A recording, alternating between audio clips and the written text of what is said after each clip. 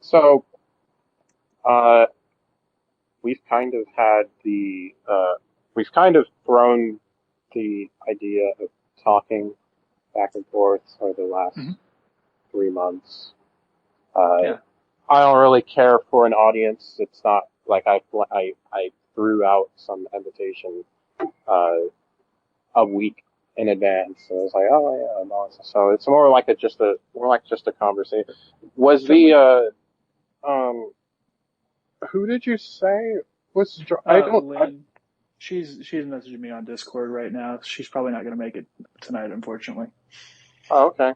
That's fine. So, but maybe next time. Because, yeah, it shouldn't be a one-off thing. But, I hadn't seen her before. There's a lot of Oh, really? people on Twitter that I just apparently have never seen. Uh, what does she, what does she So do? she's she's very much into like the chaos art kind of thing. She's an engineer who likes to take things apart, put them back together, and just basically any art tool she finds, she tries to break it in really interesting ways.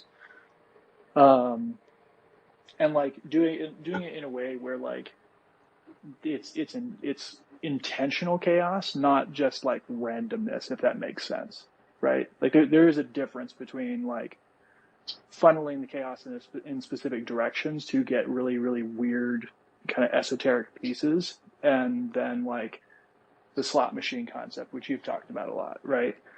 Um, which is why I kind of thought that would be fun to kind of put you guys in the same conversation together, because I think y'all have some really complementary and also like different perspectives in ways that are like would be really interesting to talk about. Oh, okay. So Uh, is she, does she usually prompt with, uh, mathematical concepts more and more along she's much more on like the engineering side. So like she was like when Stable Diffusion first came around, she was like taking it apart and like building different modules that did really specific weird things for it, and like doing weird fine tunes and stuff, that were designed to basically be adversarial to the network. Um, and then like with AI music, she's having to take a completely different approach, which is a lot more like, um, basically she's having to go through the traditional, learning how to be a traditional producer route to be able to even start to kind of get the results that she wants. And but she's been getting some really interesting stuff, and I figured that you're obviously a classical pianist. I have a pretty decent music background. Nothing on par with what you're doing, but I play several instruments, and I have a little bit of music production background. So I figured it'd be a fun conversation. But I mean, I'm down to talk about whatever you want. If we want to talk about authorship, if we want to talk about just the state of AI in general, like I don't care, man. oh, So I only named that as as a general thing because all of this is kind of just a prescription of things that are happening right now anyway. So nothing, it doesn't have to be anything really specific. I like talking about the, I don't know how much background noise I am outside, just a but little bit, but it's not too bad. yeah.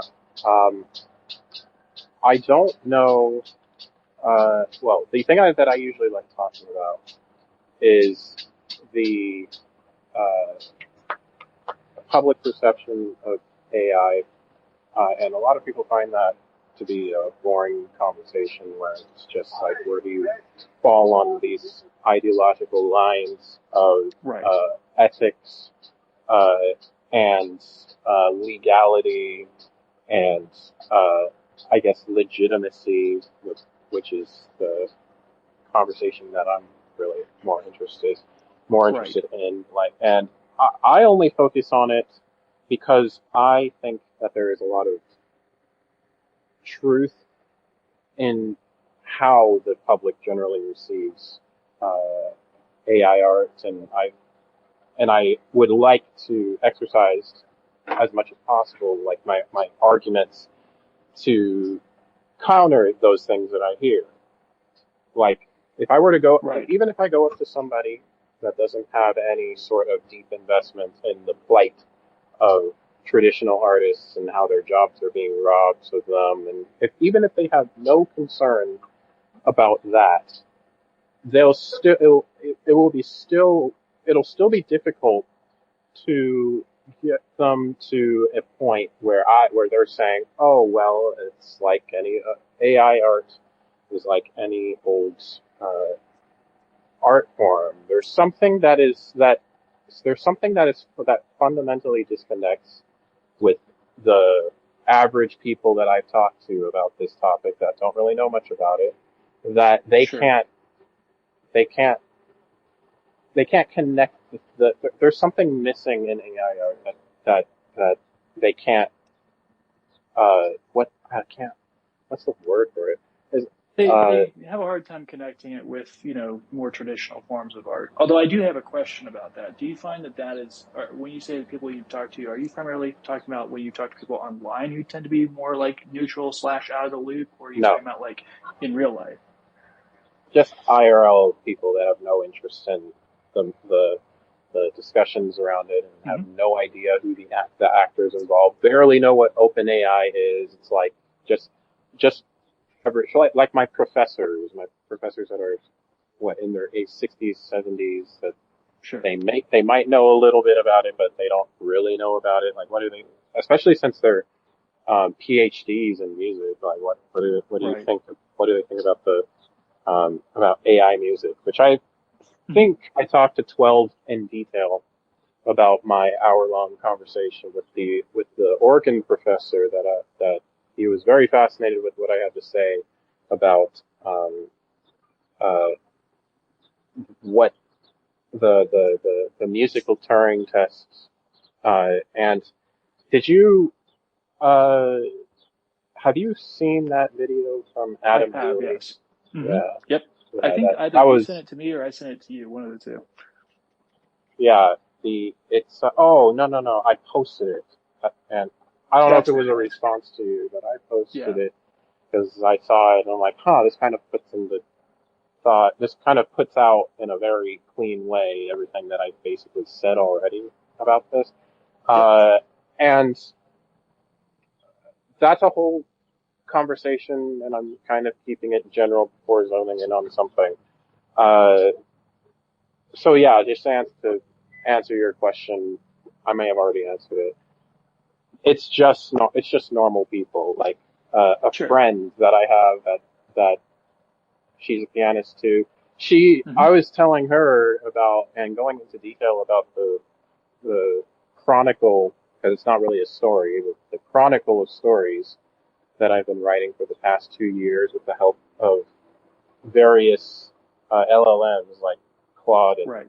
ChatGPT, and she was like, "I'm uncomfortable talking about AI," and I'm like, "Oh, that's interesting." Even though That she is an was interesting very, way to phrase that. yeah, she's there's something that uh, makes her uneasy about uh, uh, how I talk about it too. Uh, so Have you been able to I pinpoint what? Because the reason I ask is because, like, my experience talking with people about AI is that unless I really have not had the same kind of experience that you've had, the closest, like, either people are against it for whatever reason, which is honestly pretty rare in real life from what I've discovered. I think I can count on one hand the number of people who've had like a pretty negative reaction to it, or people just like don't care and then and I think some of that may have to do with like my background as a photographer and videographer, and I think there's definitely some connections to be made there. But like um I'm curious for you, like, what do you think it is about like the way that you're talking about it that is, you know making people disconnect from it? Or do you think it is something, or do you think that it is the way that you're talking about it, or is it something else? I don't think that I can. Uh, I don't think I can. This is what I was going to say. It's a grievance. There's some grievance that I can't console. Like I can't convey to them what the brushstrokes of AI are. Like Yeah. what um, people can look at a traditional art piece and they can very easily, without any knowledge of the artist or anything, they can at least say to themselves, like, wow, this person took a lot of effort with or was, maybe it's not so intentional, but it's like, it's an action that they took to Right. make every individual brush stroke on this canvas to make this piece. And that must have been that, and there's some appreciation that the audience can have for the trials of becoming a master of that art form. And there's something innate about it. Maybe it's because traditional art has been around for hundreds of years. There's something Hmm. innate about seeing that we just recognize, but I can't convey that same thing. I can't tell them what the brushstrokes of AI are. What does it mean for somebody to be intentional with an AI tool, Yeah. especially because Especially the way you do it. 99. Well, it's especially the way that I try to do it. I question myself a lot, but that we can talk about that. Uh, Well, so I think you have a much more intentional process than like 99% of people using these tools. But like it's such a weird process that like I have a hard time articulating I have a pretty good understanding of what you're doing at this point, but I have a really hard time articulating it in a way that is um parsable for someone who doesn't have a deep understanding of how these systems work because it's so domain specific. yeah, that's And my like problem. yeah, it's like so what I kind of my approach when I'm talking to people about AI, right, is that I very much talk about it in terms of, and I don't, I think about it in more than these terms, but like trying to explain it in a way that people get is that it's very much, you know, photography for things like if photography is capturing things that do exist, AI in a lot of ways, AI art is in a lot of ways is capturing things that don't exist, right? And sort of in the same way that might wander through the world to get a picture. You're kind of wandering through latent space to get your AI image, and then you bring it back and you retouch it, and then you can transform it in Photoshop and combine it with other images and stuff like that, right? But like Yeah, that second part, the combining it with other images part, there's a whole nother layer of that, especially the like with your workflow where like you're using that to basically launch yourself in a new direction, right? So like if you think about latent space is like the space of all possible aesthetics, right? And these AI models are a map. Like the training of the AI models is like drawing a map of this aesthetic space, right?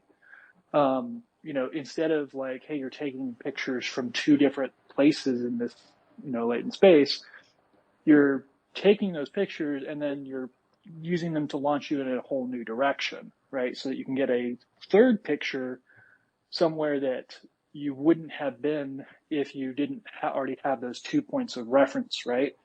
And that's something you can't do in real life. Like there's no analog for that.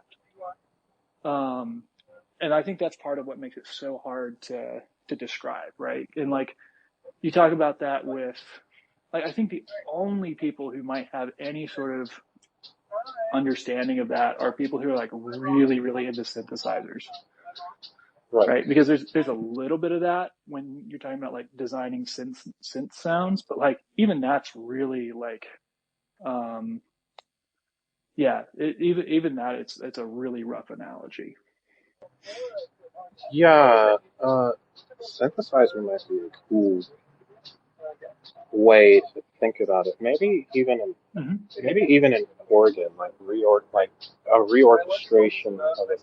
Are you familiar with how organ reorchestration works?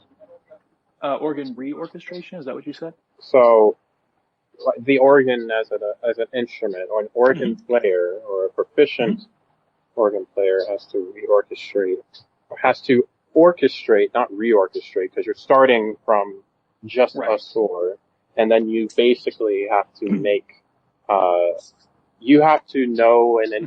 an individual instrument so well that you can, basically compose an orchestration of any given piece that you have Right. so that it fits the On the instrument organ. better on Yeah. the organ. So it's like a process. It's a process of of uh what's the term that people use to describe uh what an AI artist is. It's like a collation, not collating stuff, but this was the meme in 2022. Collage. What do people who use Yeah. collages do? So So, collaging is like putting together different pieces of images or media or whatever to kind of create a broader image, right? Um, right. The term yeah. I'm looking for is it's in this area, but it has to do with the process of picking things that you see and then saying that. It's like an AI artist in Midjourney looking at 4 quadrants and then picking the one that looks best and iterating on that. I forgot what that Oh, yeah. I know is. exactly what the word you're talking about is, and now it's on the tip of my tongue. Yeah, I can't. Yeah, it's Uh, but it is that process. curating. Curating. Curated. That's Yeah, that's the word. yes, yes. So it's a it's much more limited on the organ because you're limited to like 36 stops. No, way more than Hmm. 36 stops. But it's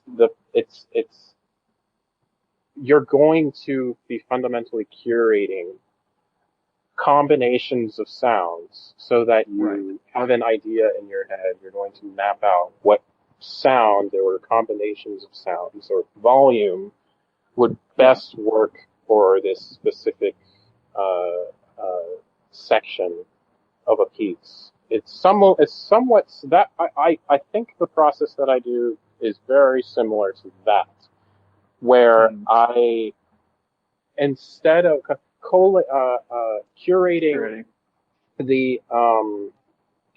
Curating. the the iterations is just one small section Yeah. of an ultimate process of curation from the ground up.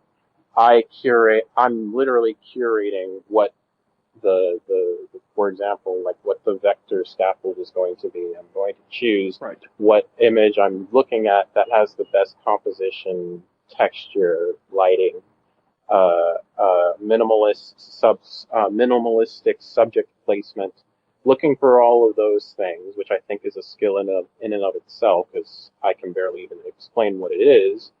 But doing that with every single part of the prompt so that you can predict, much like how an organ player can predict the type of sounds that are going to best fit Hmm. a piece of music, but being able to predict what combination of imagery and usefulness in that imagery is going to create the exact image that I'm envisioning in my head. So that's probably the best way that I've ever explained it, honestly. Those would be what you could describe are the brushstrokes, and every single person is going to have some different idea of how to use an image as a scaffold, for example. But Yeah. the issue is that getting people to that point, getting people to see that, because going back to V3, when I stumbled upon this, like the very basic version that it was presented as, that Clarinet made back in 2022, his guide about um, scaffolding. I looking at that, I had no idea how it could be useful in any way. I'm like, it was very difficult to envision how it could be useful. But over time, it became like a muscle that I trained Yep. and can look at any image that I see and be like, oh, this would be great for this, and this. And if I combine it Hmm. with this, I could use it for this. If I use it on this set, it would actually influence the geometrical lighting of this exact composition that I've had, and it fits this puzzle perfectly. And I have to weigh it this way in order for it to not disrupt the composition of the image enough to make Hmm. it something completely different. So it is a way of thinking. I just have to. Un, un, I keep saying it's unfortunate that I have to do this, but it's like that's kind of apathetic. I have to be the one, I guess, to explain that. So the Yeah. more that I talk about this, it it's better. Like I already learned something from this. Right. Uh, And that's how I learn things too. Like I can understand something, but it's like trying to articulate it to someone else is when you actually get it, right? And like you have those insights of like, oh, and then you have this kind of recursive process that allows you to sort of clarify your thoughts, right? That's why I think it was you who liked my tweet the other day that I basically someone was talking about they needed to clarify their thoughts on some topic. I don't know if it was I think it was AI related. I think they actually were anti-AI. But I was like, there's always the option to like go argue with people on Twitter about it until you figure out what you think about or what your yeah, thoughts are. And like, honestly, if you're not just there to dunk on people, like that is a pretty good way to figure out what you think, what your thoughts are on a topic, right? Um, the problem is that yeah. I think what Twitter is a sport of dunking. So the thing that you were talking about. Uh, I'd have to go back. I can't exactly remember. I can't say it verbatim, but I, I'm pretty sure it had to do with, um, something to do with definitions. yeah, that Uh, sounds right. and, whenever I'm talking to Gary or Matt, because they're really the, the people in my immediate intellectual orbit that I bounce ideas off of, whenever I'm talking to Yep. them about these sorts of things, um, I make it a point all the time. Whenever someone gives some um, uh, esoteric word about something, I am a stickler about getting them to define exactly what they mean and how that relates to other terms that they have for something. Uh, I'm Yes. so I I don't I repeat this so much, but the the for the because we have to write and make all the terminology for these things, we have to be proactive in weeding out bad ideas and Yeah. not being consistent. Uh, Yep. so if you ask me, I have a definition for quite literally everything, or I try to have a definition for everything, and I try to be consistent. And I love arguing with people in the 25K chat. That's why I like Sham so much because he proved me wrong about something. Right. Uh, Those are my favorite people. yeah. Uh, and so that's why I liked that post. It says I say that all the time. Yep. I can't.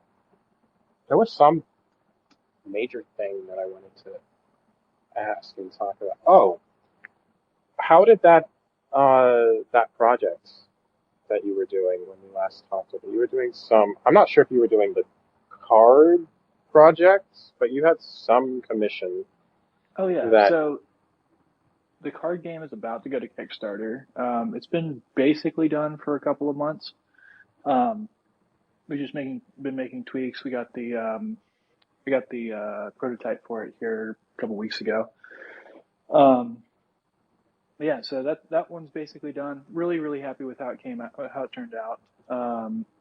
The final cards There's definitely a couple of things that I probably would change in like the design of the cards themselves, like how I put them together. But like the art itself, I'm really happy with. Um, the the other guy who was working on it with me, he just absolutely killed it. Like the stuff he was doing, like it blows me away. Like both you and him are just like phenomenal, but in very different ways with the way that you guys use Midjourney and Niji. Um, but yeah, so I'm really happy with how it turned out. Right now, I'm doing a lot more like After Effects work, which is why you haven't seen as much from me art wise recently. Just because that takes a lot longer to do than Midjourney and Niji stuff does, and Yeah. photography for that matter. Like, there's one basically I've got 30 seconds of video that's not even quite done. I still have to tweak some things on it, but like it's 30 seconds of video, and it took me 3 weeks to build. It's like, um, on the other hand, I could, you know, make a lot more than 30 seconds of footage out of that pretty easily. But like, because it's a rig, it's an animation rig, but um, it's also something where it's not. It's very hard to like put something out every day the same way that you can with AI. Yeah. Yeah. I can barely treadmill the AI stuff, that like some other people can, because it's like, I don't know. Uh, I think if I stuck to posting prompt structures like what I plan on doing, it would Mm-hmm. be easier to do. But as you could see from that long thread that I kept adding to, Yep. that was getting incredibly convoluted because there were too many directions that it was going at the same time. So I'm like, there's no way I Yeah. could actually write all of this down and like stay sane. Uh, it can it can take a long time for me to make a signable piece. Yes. So that's why I'm that I can't really post every day, but it's kind of going beside your point. Um, because you said video, and I'm like, I shouldn't ask about this, but I will. Have you done anything with any video tools lately? Like, Not I don't AI know. video. I'm about like it's basically I so the YouTube channel I've been working for, their videos take a lot of time to do. Like, so like each of these videos I'm doing editing, and then I'm going back and doing the motion graphics for the videos. And so each of these videos, they're like 15 minutes long. I think this one's actually 17 or 18 minutes long. Um, and they take this one's taken me over a month, and I'm not quite done with it. I'll hopefully be done by the end of the week. Oh, hey, Lynn's here. Oh, am I miss? My phone's like, it, Oh no, I think she just jumped in. oh, Um, okay. Oh, my but mistake. yeah, so like those, I've been working on this for like a month. So um, once I finish this and kind of get into the next one, I might take a break and once I finish the rough cut of the next video and get the bills paid, I'll probably take a week or so break to mess around with some of the new video tools. But they look interesting for sure. So hey, Lynn, So is it is Hi. hi. It Lynn. is nice to see you guys. Yeah, that's This me. is John. John, this is Lynn. Hey John. I know John already. Yeah, I just I followed you again. discovered John 2 years ago when we were both arguing with some of the same fascists online about AI art, and it's good Awesome. to see Oh you, yeah, John. yeah. Good to see you. I don't think we've ever spoken, but No, we haven't. it's always the first time for that. We've kind of just been rushing through general catch-up topics of what we've been doing. I gotta somewhat clear. I had a somewhat clear moment about talking about my process. For some reason, it just kind of came out. I don't know if I could even say it again. I'm gonna have to write it down. But we're talking about uh, video right now. So have you been using any of the AI video tools for anything? Lots of them. I'm using layers of them actually. So like, okay, so there's two main grades of AI video tool. You've got generative and predictive, right? And your generative tools are the tools like Runway ML and Lumina AI and stuff like that, which actually like create, new stuff. But you've also got like the predictive tools, which do things like, lip syncing and, 3D avatar animation and stuff like that. And I use both of them sort of within my process. And, did you see the entry that I did for Claire Silver's project, the spoken word piece? No. It was Could really you link cool. it? Could you link it? What's that? Could you link Yeah, it? Yeah. it's no problem. Because it's hard to keep up with everything, and I typically just browse my For You tab, which is just a cesspool, but it's fun to. Oh, totally. It's fun I to. live in the For You tab because it's Uh, amazing. um, my opinion of AI video stuff has not really improved, and especially being one of the early adopters of God, what is it even called? I know what it's called. I was just talking. The service with the Doge pick. I can't remember. There's a Doge pick? Yeah, I'm pretty sure that it's one of the. Oh, Pika. What the hell? Yeah. Oh, yeah, I know Uh, Pika. yeah.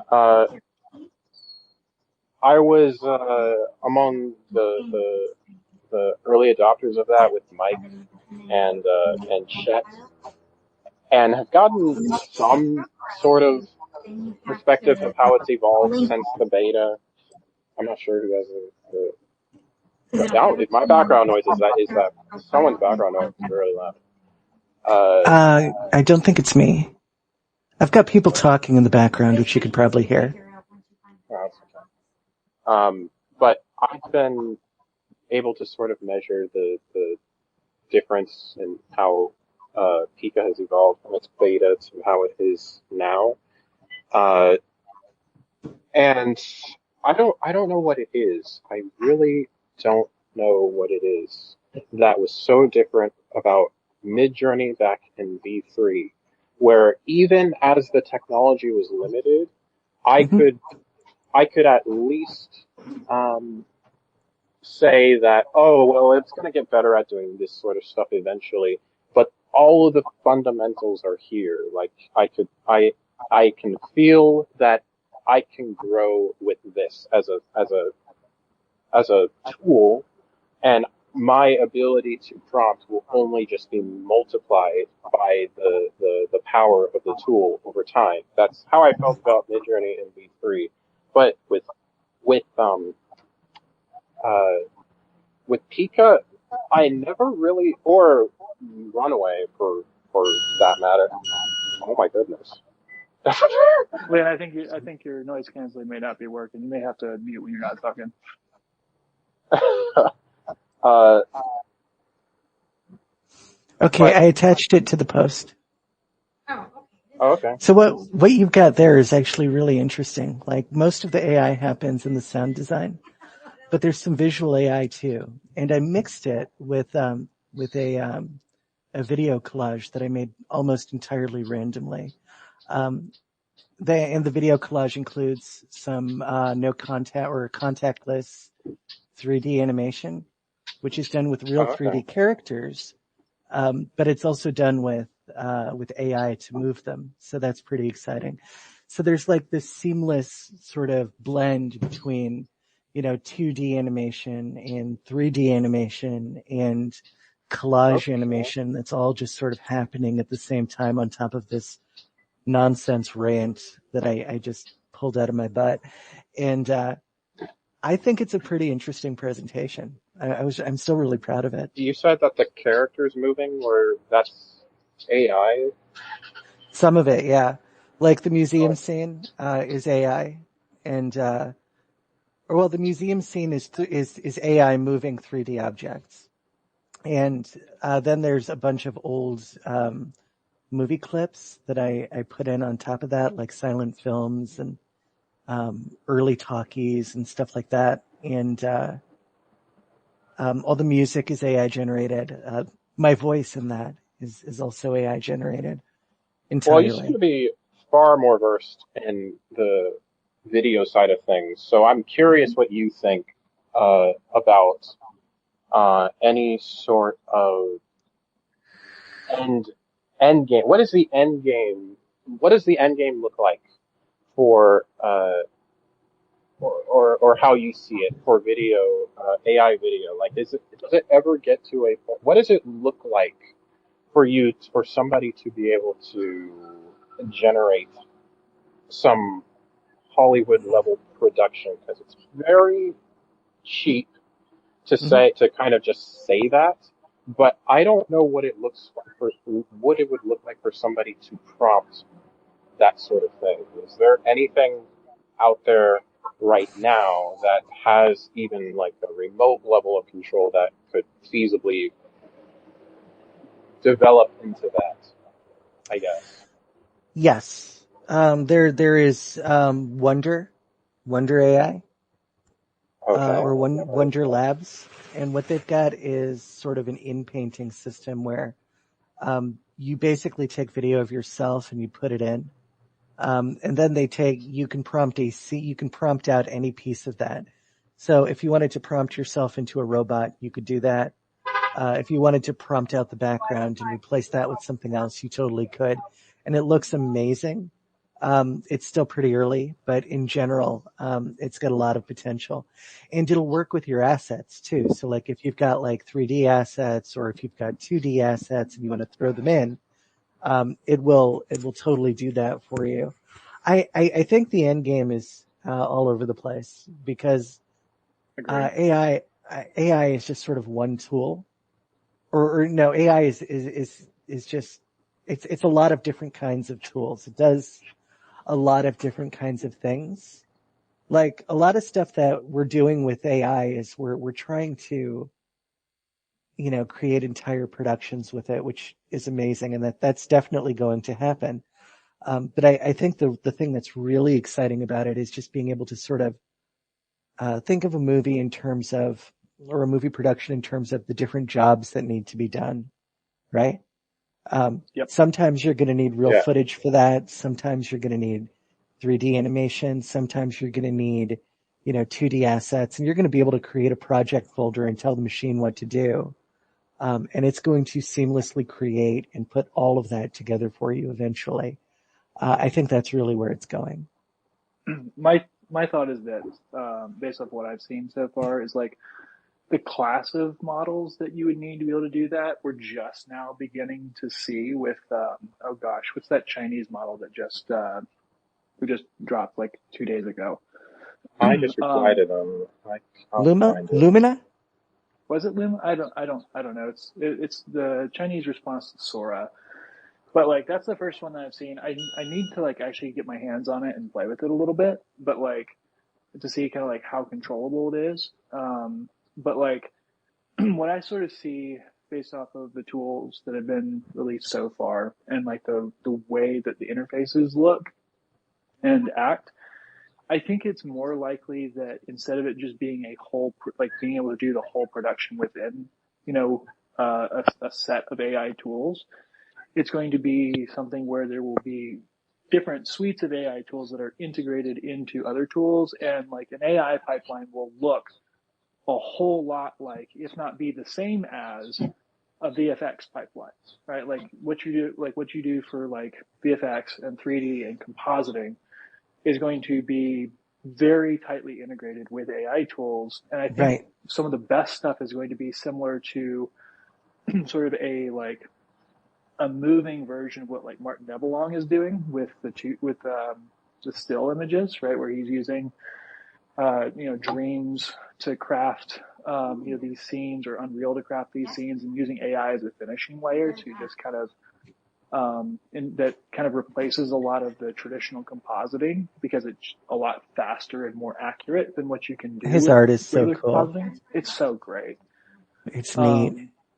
What he's doing, I think, a video version of that is honestly what I think we're going to see long term. And then combine that with, stuff that allows you to, like what you were saying, doing a lot of the in-painting stuff and being able to read lip syncing and, motion tracking and stuff like that. Like, it's going to I look think like one caveat here is that it will probably, and it already does look like a VFX pipeline. But the thing about it is that I think it's going to be a lot easier to use than a VFX pipeline. Oh, 100%. 100%. VXF pipelines or VFX pipelines, as you know, are big and scary and intimidating. You open up Nuke for the first time and you have no idea what's going on. Oh, it's terrifying. Oh, it really is. It's After Effects is the same way in a different way. After Effects is a different kind of terrifying on the first day. Yeah. After Effects is so is Nuke, it though. looks complicated, but like when you get into it, like once you learn like the basic fundamentals of After Effects, like here's how keyframes work, and this is how effects stack, and the effects panel, like once you learn, like it's just a handful of things. It's like the entire software just opens up, and it's just like, oh, you can do all of this stuff super easy. It's just like combining things in weird ways. Houdini's the same way. Oh, nice. That makes it feel a lot less intimidating, actually. It seems really scary at first, but once you get the hang out of it, it's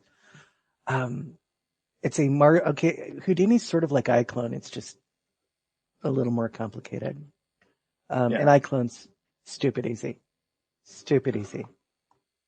Honestly, the hardest part about learning After Effects has been just like learning JavaScript in general. And that has not been too bad. You're doing so well with it, though. I mean, like, I've seen you go from like 0 to, 40 miles an hour with your JavaScript. It's amazing. You're doing great. You're killing it. Appreciate that. Mm-hmm. Oh, there's been a request.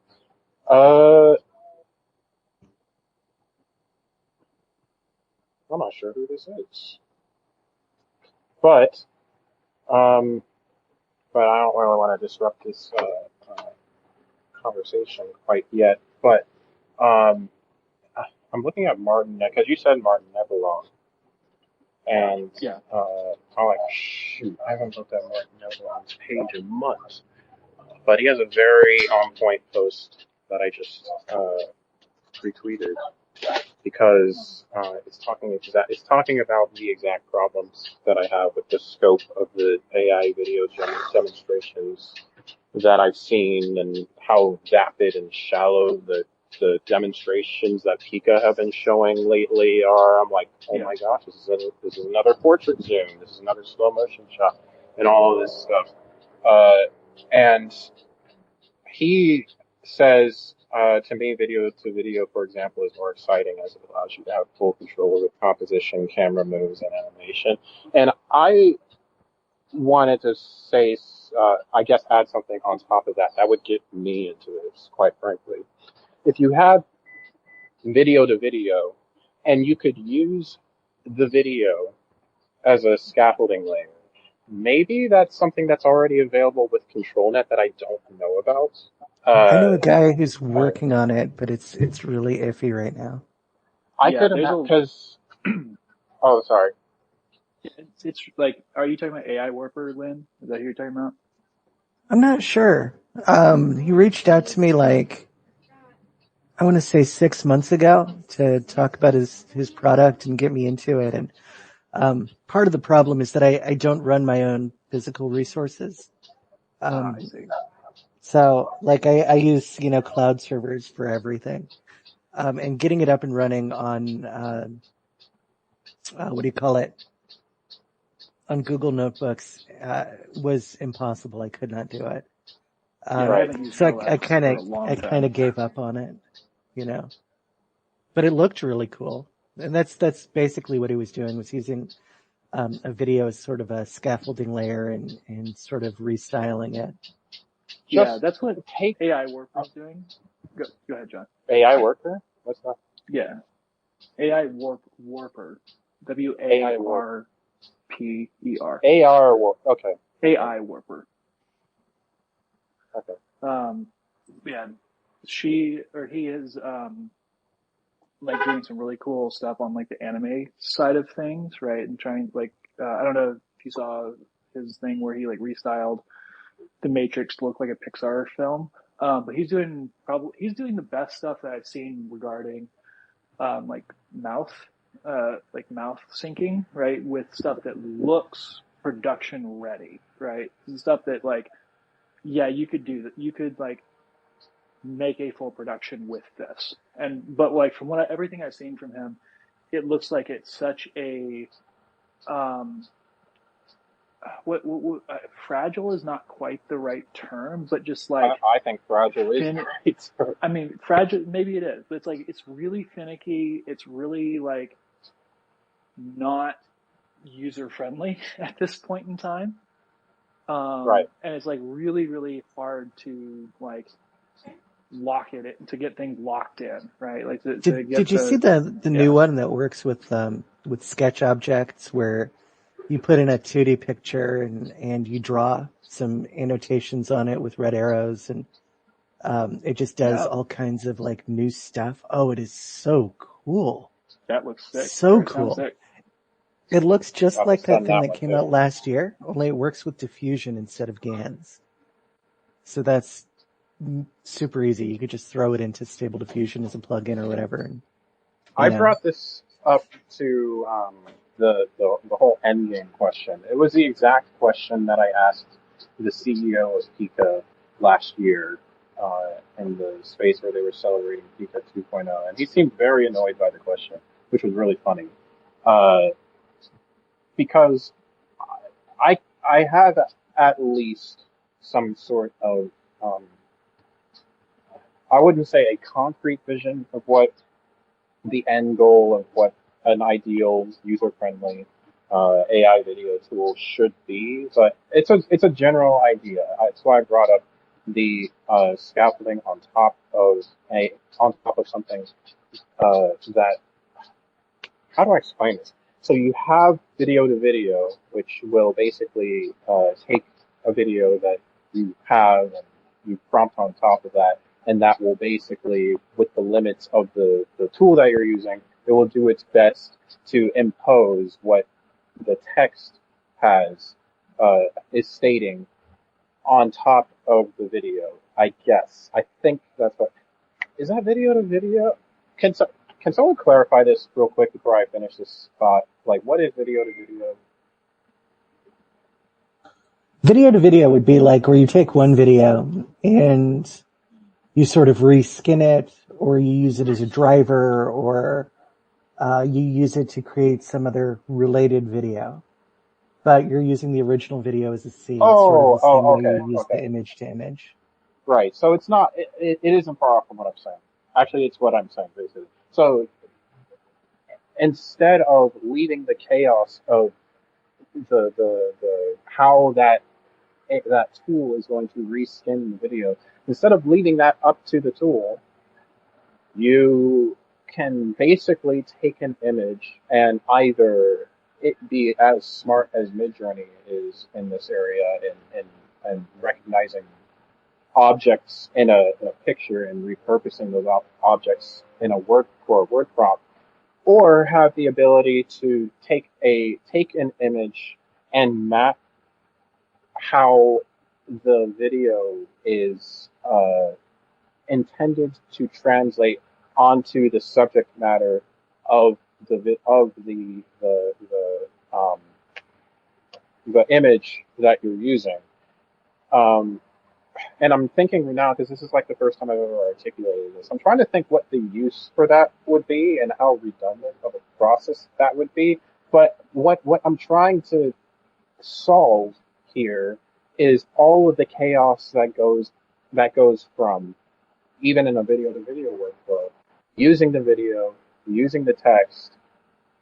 There's too many combinations of interpretations that the tool can potentially have for me to come away with that and say I have control over that process. I think that mapping it to an image somehow might fix that problem. I'm not sure if So, anyone could add okay, on to so it. riddle me this though. Why do you need a deterministic process to create what you want to create? Oh, okay. And this is why I uh, wanted you and Lynn to talk. why do I need a deterministic process to? All right. So Exactly. Why is my control so important? why is control so important to me? Uh, every time I'm asked this question, I'm stumped by this question, and I think the reason why that is because I might be chasing something is that is a that is a made up problem.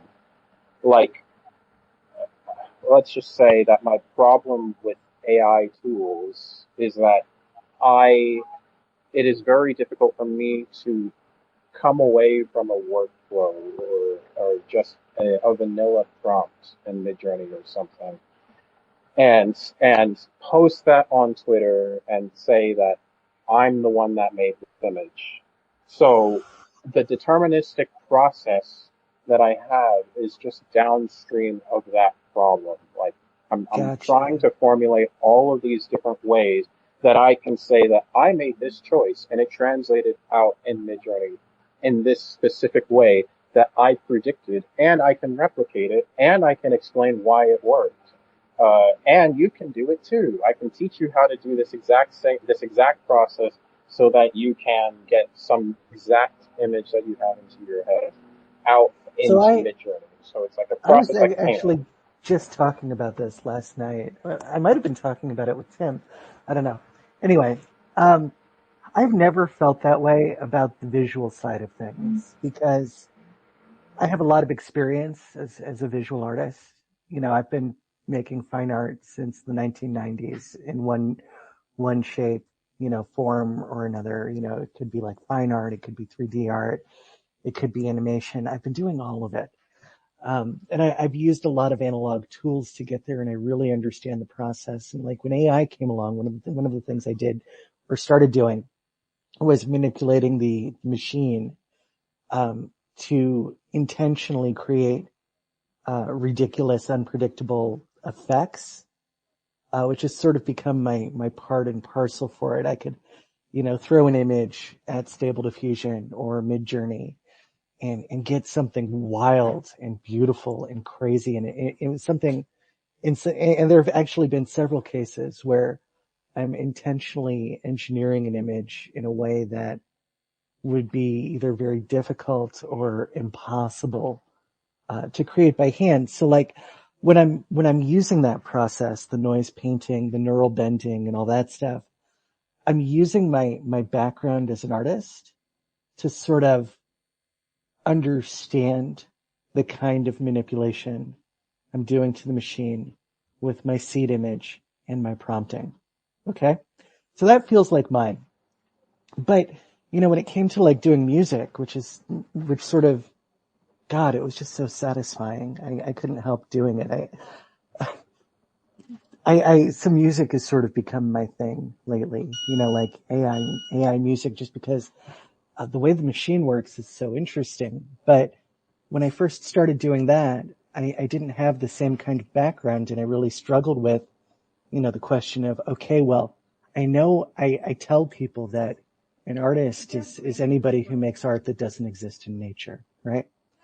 But when I was first using the music AIs, I did not feel that way. I mean, I felt like, okay, well, there's me and there's my lyrics, but I didn't feel like I had enough say over the output to really You're say not that the one singing, basically. well, not necessarily. It's not even that because I've made music with Vocaloids before, but well, what it was, like I had these musical compositions and there just felt like a real separation there. And I think what changed that for me was getting really weird with music AIs and doing it in a way that sort of bent them outside of the normal use case so that I could look at something and say, well, I realize, this song exists and I realize it's mine because it's so weird and it's so unusual. And then I sort of worked my way back from there, you know. Okay, well, if we could do Right. really weird stuff, we can now understand the way we control the regular stuff. And that's sort of what, built it for me. The other thing that changed recently with music AIs is, they both Suno and what's the other one? Udio are doing this thing where you can input your own sound and your own music, no matter how weird or strange it is, and the machine will continue it. And that really makes the music AIs feel more like musical instruments than they ever have. I mean, they've always felt like musical instruments to me, but ever since they added that, it has been just this crazy magical thing. And also making the different music AIs, like I've got one song that I started in Stable Audio, and then I fed it into Suno, and then I processed that through Midjourney and sort of wrote over the Suno track, or not Midjourney, and Udio, and wrote over the Suno track, and it is wild, and it's getting some great reviews. People really like it on YouTube. I guess what I would ask uh, to kind of probe my ideology about this Mm-hmm. would be if I were presented with any of the results of what you have made. Uh, I guess the first thing I would ask is what I would want to know what the underlying reasons for decisions were. And it doesn't have to, and it's weird for me to say this because I'm thinking in the back of my head, like, there doesn't have to be a reason. Surely does. I doesn't, but, but surely there has to be a reason, but does there have to be a reason? It's like conflicting in I, my I think head. I I don't, think what you're getting at, and this is only because you haven't really seen my YouTube channel with all the music on it, but I think the real question is, okay, but is there a distinct style there? Is there something in there that you can point to and say, well, this is obviously a piece of Lynn Cole music? And I think there is. I think the way that I write, and the way that I write, I've written songs a bunch of different ways, but the way that I write my lyrics normally, they're very twisty because I started doing twisty lyrics like I was talking about earlier when I was sort of bending and twisting the music AIs. So I came up with this system for writing lyrics that makes songs like, it makes them really hard to sing, like for a human. But the AIs can do it really well, and it's really fun to listen to. So I do that one little trick constantly with like variable meters, and it really stands out stylistically. So yes, to answer your, or the question that I'm inferring from your question is yeah, yeah. No, oh, that's what, okay, that's it. I thought you were gonna add on to that, but okay. That, man, how do we go forward in this? Because that does answer my question. Maybe we could go back to the original contention here, like the first thing that you asked me, like why does it have to be deterministic?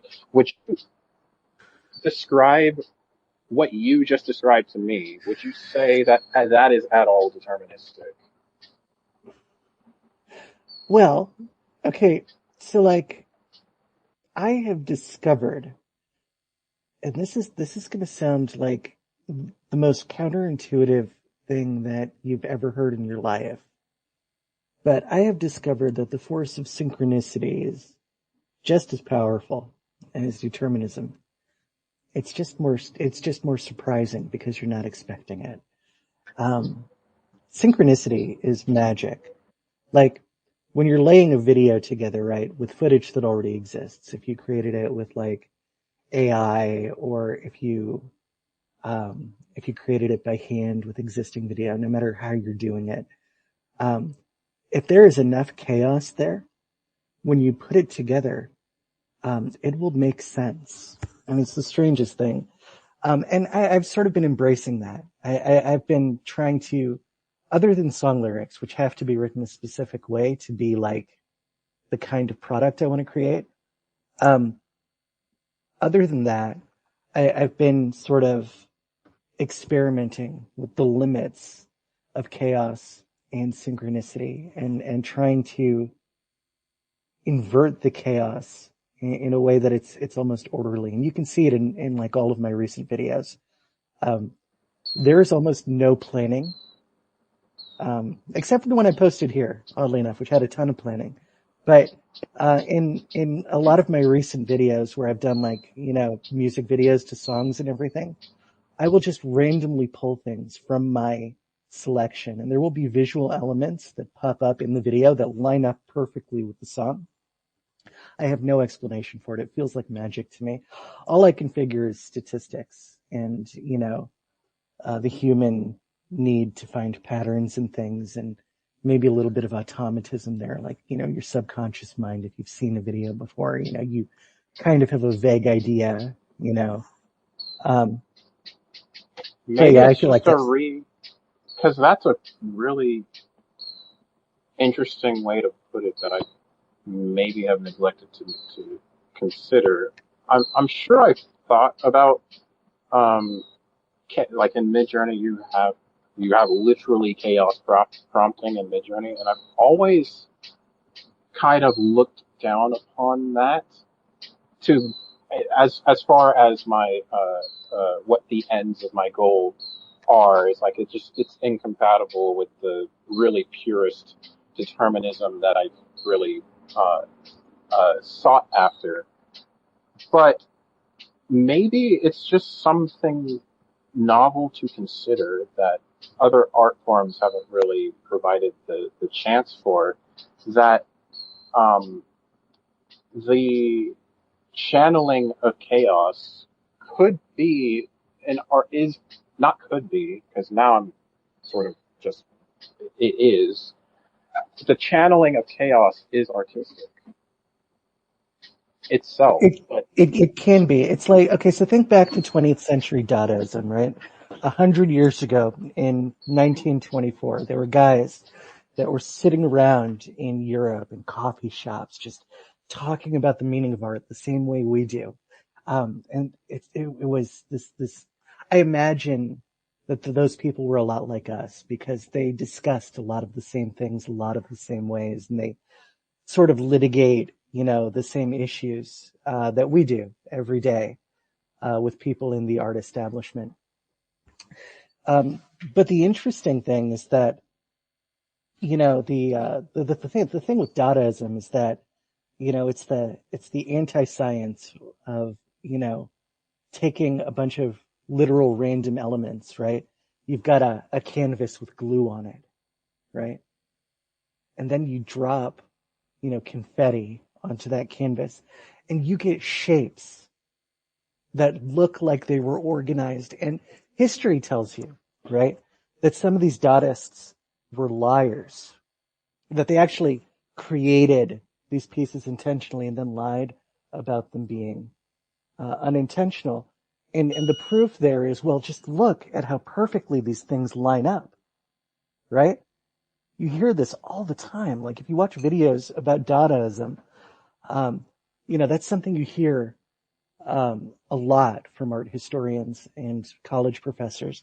But what I'm saying is that sometimes um, that's just the way chaos works. You know what I mean? yeah, I I'm gonna have to look into it's Dadaism. Dadaism, yeah. Just like Dadaism. just like me, I am the high priestess of Dada. Okay, okay. In music, there is. It's literally in the name. I'm not sure if you're familiar with aleatory, so aleatoric and indeterminate music. It kind of just approaches the same concept of, or the concept of randomness and in music from two different angles, where I've Aleatoric, made quite a bit of it. yeah, yeah, yeah. The aleatoric music is chance-based performance. Oh my gosh, do I have to look this up again? I took an AP. I am a music major, but the last time that I really looked at this specifically was like 6 years ago in an AP music class. But if I remember correctly, and I could just have them backwards, aleatoric music is chance-based deterministic music. Deterministic in that the performer gets a set of directions that are uh, laid out by the composer, but the directions are vague enough yet specific enough so that they have a structure, but the performance is going to go a different way every single time. So there's randomness to that, but determined by the general instructions that that the performer is given. And indeterminate music is it basically throws the equation backwards, where the composer has a random process that gives a result, perhaps a random result. Like you compose a piece of music by assigning notes to a six-sided die or something, and depending on what you roll, that will be the note that you throw down. So it's a random process that is based on a deterministic set of rules. Basically, I had someone in my class that, if I remember correctly, determined what notes he was going to use based off the price of gas or something. It was really That's awesome. yeah, That's yeah, amazing. yeah. It's really like fun. it's like pointing a hose at something, right? Like you don't know where the individual droplets are going to go, but you know the general direction that it's going to end up. But you're using a hose. Right. Exactly. That's the, yeah. So Anything can be a it paintbrush, though. so you could have indeterminism in painting. You can put a paintbrush on a spinner or something, uh, Right. and perhaps You you have can. neo-expressionism, you know? Yes, all of these things were deconstructed. These ideas that we're discussing now that are basically taken to their extreme by AI were all things that were deconstructed in detail in the 20th century in some way. So maybe the maybe the balance of determinism that, or having some sort of middle of the road answer to satisfy the issue with the premise here could be that there is just a mixture of both that that we're just exploring different levels of. I, I'm I, I think what you're trying to do is feel like you're artistically contributing to the work you're making. And that's laudable. That's totally respectable. I do respect that. And we all sort of have different ways to get there. Like, for example, if all you do is prompt, I think that's a valid form of art. I really do. That's not what I do. But I do totally respect it. I think that it's an art form. I think it's a thing where it's the kind of system where you can truly and very, very seriously develop a style, because like with any other art form, you find the things that work well for you and you might not even realize you're doing it. But you're going to repeat those things over and over and over again. And what that's going to do in terms of the machine is, that's going to make your work stand out, because I don't want to say style's like a fingerprint, because it's a terrible metaphor. Fingerprints are pseudoscience, and so is art style. But hear me out. Um, I think it is sort of like a fingerprint when it comes to AI, because, um, you know, no two people are ever going to use the same combinations of words to create the same latent images. Even when they're clipping each other, um, those images are going to be very, very different, between models, between people, between, you know, systems, different seeds, different times, different noise levels, different, semantic similarity controls and so on and so forth. Um, so I definitely think that's valid, but I also think it's valid to want to, sort of have a character there, and control the camera angle and do other stuff.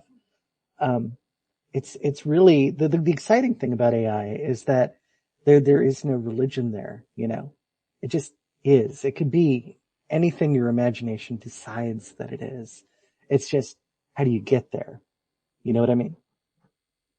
Yeah, and that's really what got me into, or those possibilities were what got me into V3, Midjourney V3 in the first place. It's why I always say I was so um,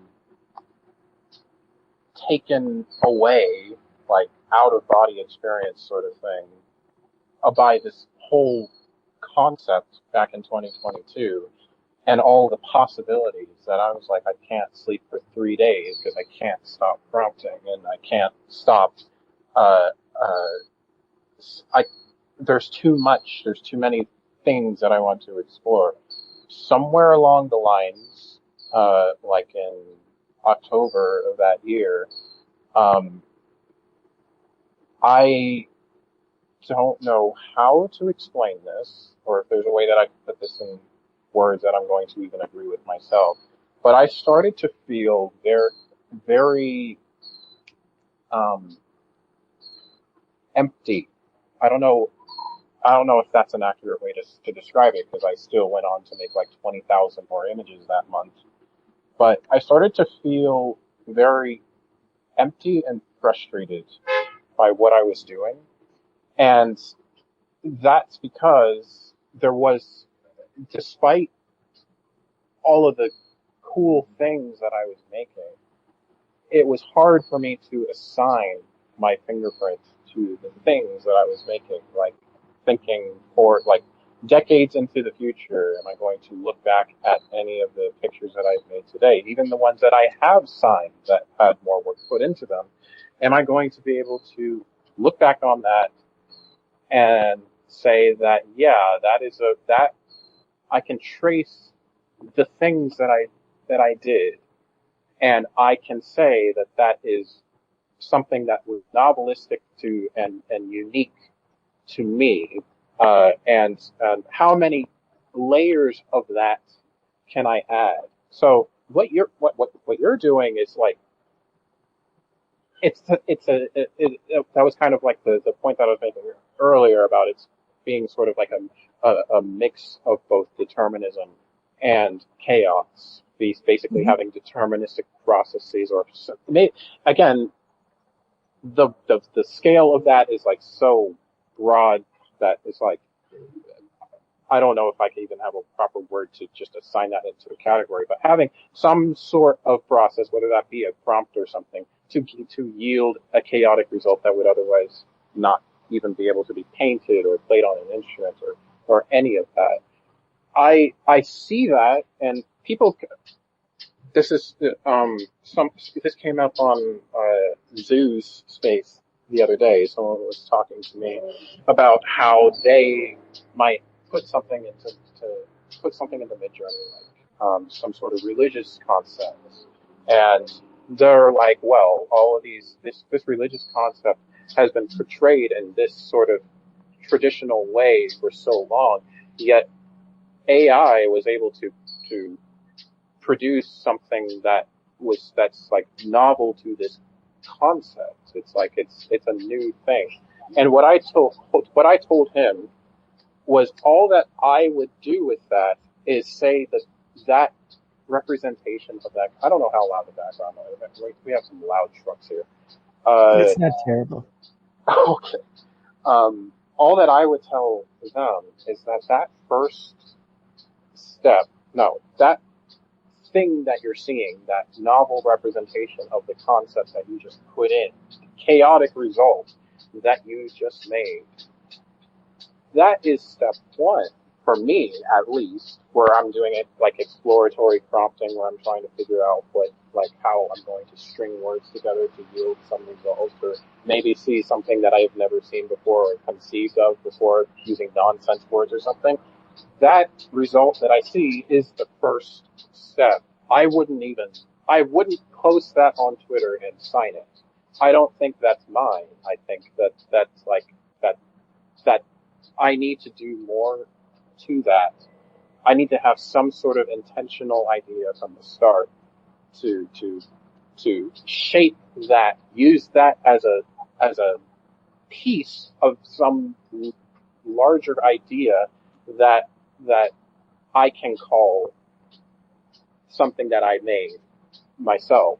Uh, so, I totally understand where you're coming from there, but and that's on a the other, legit, oh, sorry. okay, so just to play devil's advocate here, regardless as to how I feel, whether I agree with you or not, let me offer the counterpoint here. The question I would ask is, okay, so you took a religious concept, you put it in Midjourney, and you received a novel result from it. That's amazing. That's the power of compositing, and that's incredible. That is a beautiful thing, and that is something technology has not been able to do reliably up until fairly recently.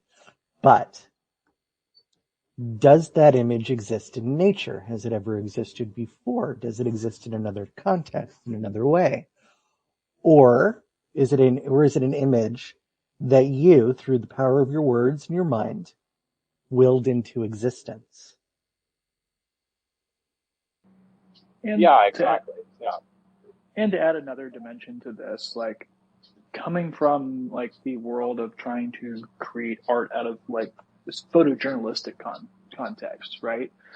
A lot of what you're doing is going into an uncontrolled environment and trying to capture the beauty that is in that uncontrolled environment, right?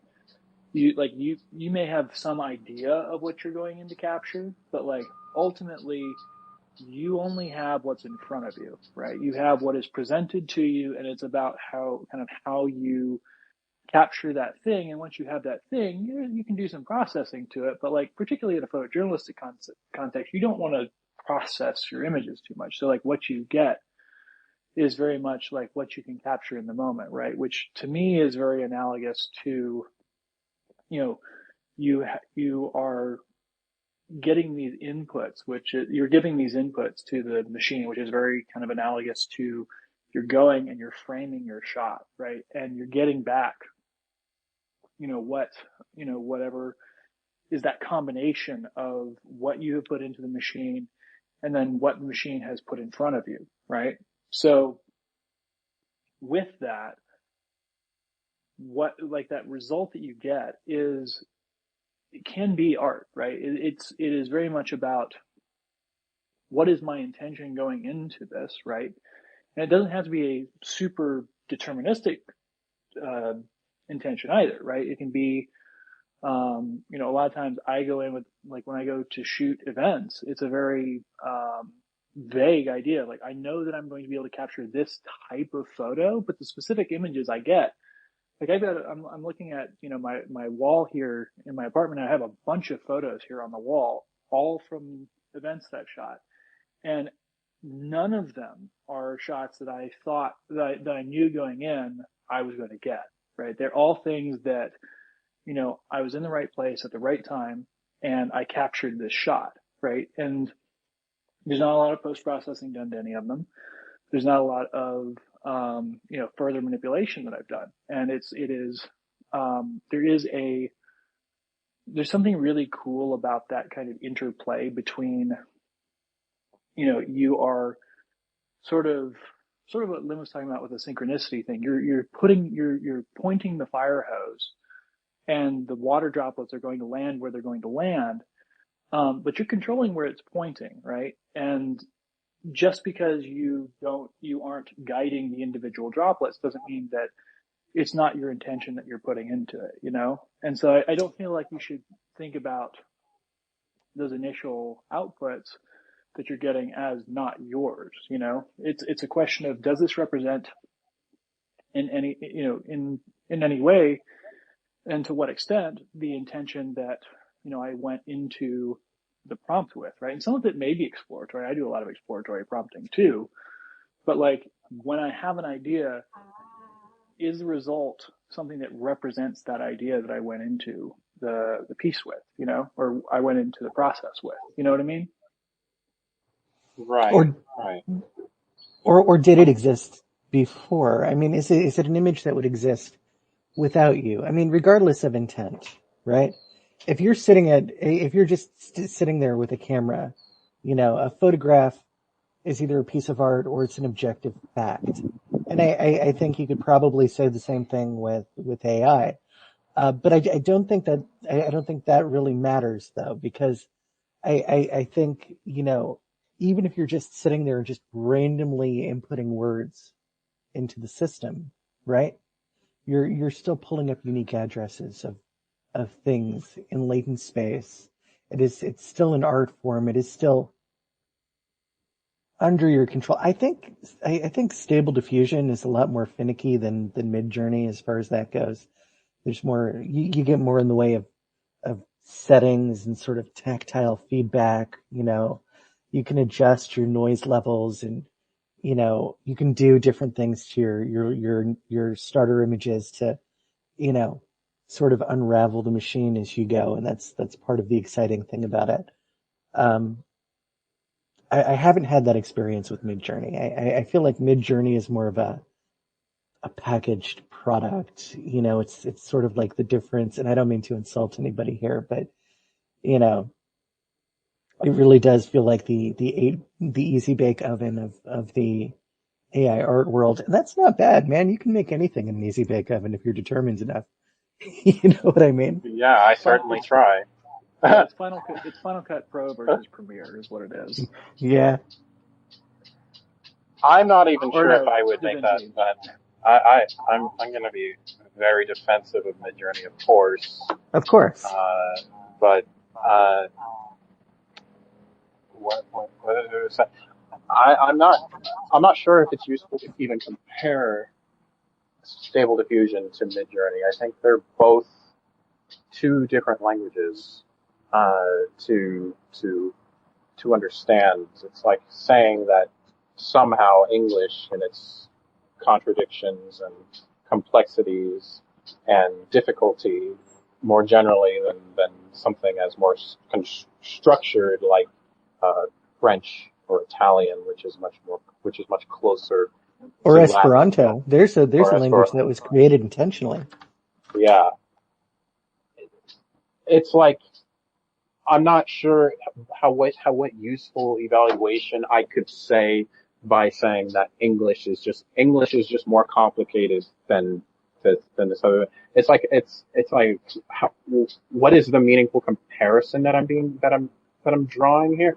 I'm not sure that's uh kind of So meandering. I no, I it's think no, it's not. It's actually a really good point. So like, I think the commonality there is that, under the hood, regardless of the UI or, how what you personally are doing, to render the images under the process or under the hood, they're both, diffusion based models, which is super important because they're the same animal, in the background. The difference is, what you want to be able to do with it. Like there are versions of Stable Diffusion, like, Comfy UI, for example, where you can control the entire workflow. Um, and you can get really, really technical with it. I mean, I've seen people like, you would not believe that I have seen people like code out the JSON for their Comfy workflows by hand. it's There are insane. people that do this. It blows my mind. But yeah, it does happen. And, that's I personally prefer, automatic 1111 because I'm stupid, but it's a great system and it's easy for me, it does what I want it to do. Um, but if I went into Comfy, I mean, man, that shit is complicated. It just is. Oh, I'm sorry. Am I allowed to swear in this stream? I don't give a fuck, I John. I don't care. I Good I'm deal. so I was about to say you were going to. Well, I was going to say like 30 minutes ago, maybe even an hour. I don't know how long we've been talking. You said that you were working on art in the '90s. I'm like, I wasn't even born yet. It's funny. It's always funny to say. It's funny to It's say. okay. Yeah, But in '97. I was in Seattle selling paintings at coffee shops. wow. Hmm. Uh, I don't know. I have a lot of. I I'm not as worldly as I would like to be in this moment, especially because I've taken on such an ambitious writing project that Hmm. requires that I know so much in so little time. And I really don't have a little time, but it always feels like I have so little time, and I'm like, I wish I was older. But then I don't wish I was older because of health reasons. I don't know. Where, uh, You got plenty of time. yes, Go I have. travel. Go do things. You know, that's how it works. Just Uh, live an interesting life. Something you can write about later, man. It's worth it. Exactly. yeah. Uh, we were talking about. Oh, there was another point that I wanted to uh, bring up, but I'm forgetting. Okay, so Uh, like to talk about the earlier point though, um, the way I think about it is, the way my process works anyway is, I find a couple of key decisions at the beginning of the process really help. You know, like if you're working with film, that already exists anyway, you can splice it up as long as you do it randomly, and then just sort of drop it in, in a very specific way, or you can have like, you know, whatever you want, as long as you, so you sort of start with an idea and then you just, you know, jump off the roof into traffic. That's kind of the way it works. And, I remember. it's I remember fun. my point, It's and it fun. goes You along just with what you're saying too. totally, all you got to do is find a nice roof, get that starting point done and, go explore. That's what it's all about. I I think just for clarification for everyone here, like what is happening? I'm not refreshing the, the space or anything. I'm just gonna try to put into words as I best can, like what this conversation is. All that we've basically described, and I want to know if you guys agree with this, are what would be looked at in the past as schools of thought. Like we're both we're both trying to explain the same thing with different uh, different foundations. Maybe I'm thinking about this as I say it, but we're trying to chase the same thing and getting to results that we individually feel are like good and work for us through some sort of through some sort of framing or justification. So much like the music schools of the past, where composers would look down on avant-garde composers or romantics like no post-romantics like Samuel Barber would look down on more avant-garde compositional styles, even though they're both very objectively styles, I guess. Uh, it's just tackling the same issue with different perspectives. That sounds so shallow when I say it.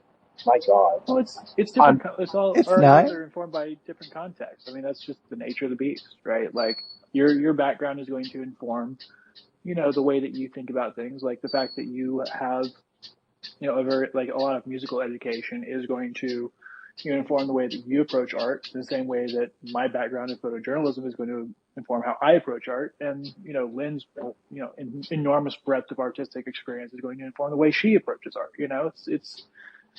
It's just the nature of the beast. right.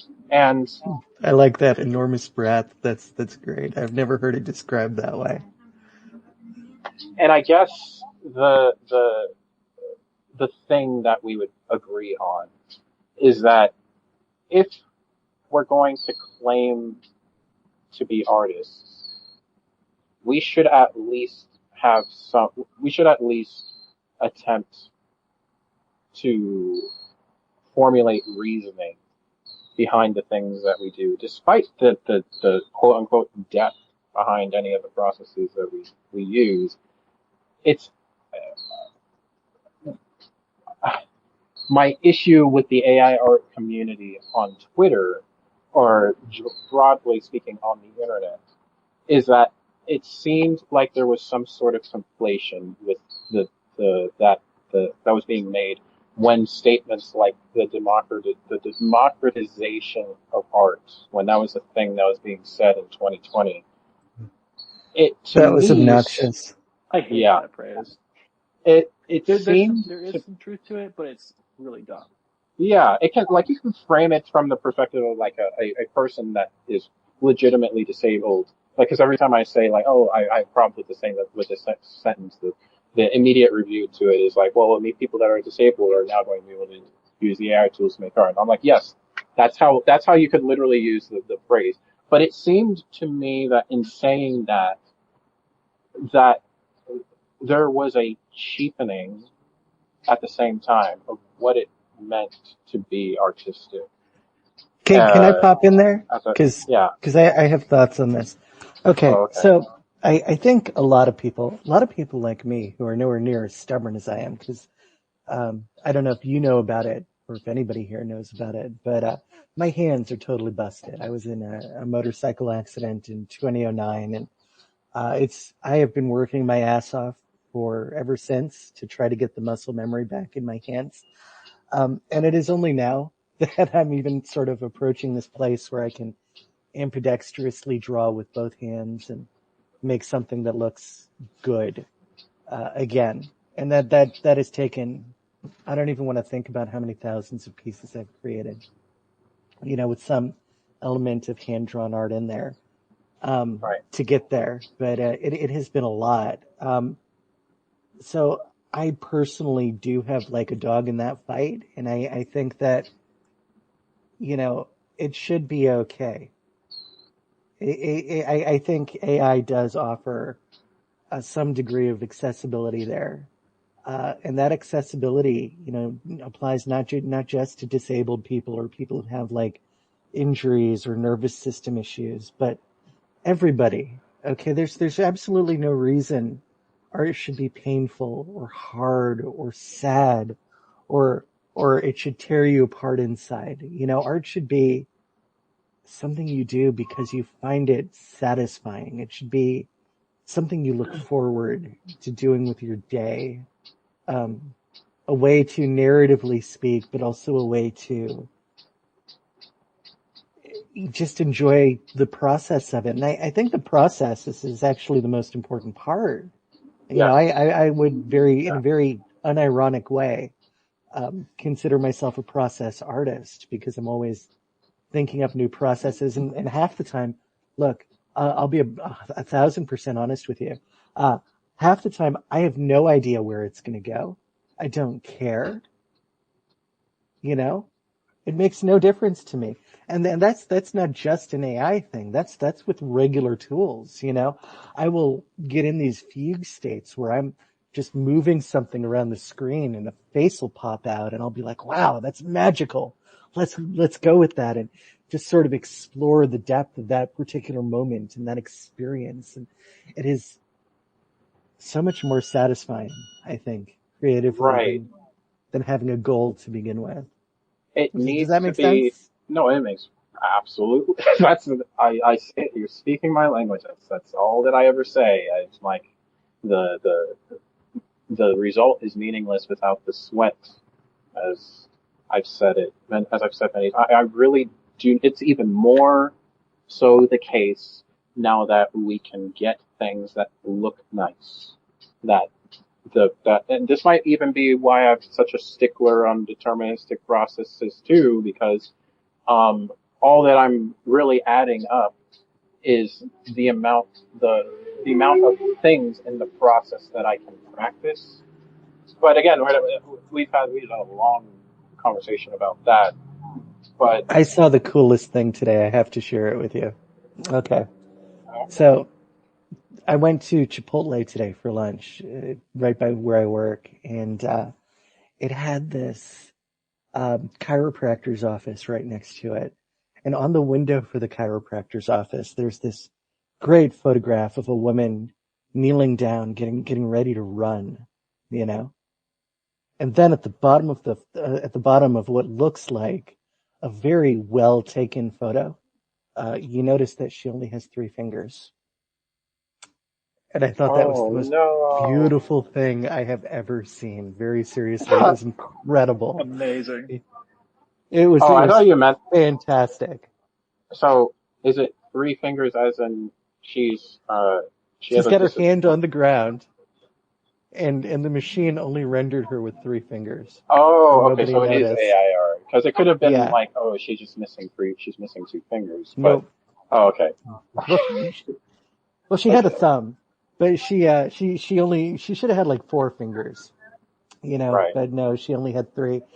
And, a lot of people would look at that and say, well, that's just whoever did it not having the artist's eye, whatever the fuck that means. And, Yeah, but fuck that. I look at it and I'm like, oh man, that makes it so much more interesting, you know?